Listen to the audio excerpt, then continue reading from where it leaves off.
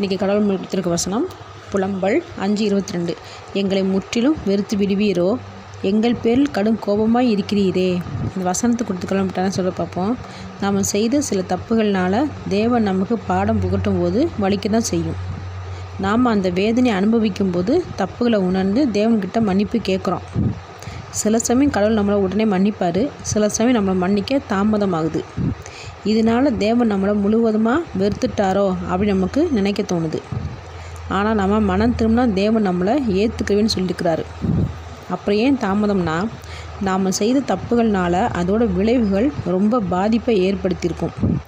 அந்த விளைவுகள் சரியாகிற வரைக்கும் நாம் தண்டனையை அனுபவிச்சு தான் ஆகணும். அதுக்காக தேவன் முற்றிலுமாக நம்மளை அழிக்கிறவர் இல்லை. தேவன் சொல்கிறார் ஏசாயா 54:7, இமைப்பொழுது உங்களை கைவிட்டேன், ஆனாலும் ஆழ்ந்த இரக்கங்களால் உங்களை சேர்த்து கொண்டேன்னு. ஆமேன்.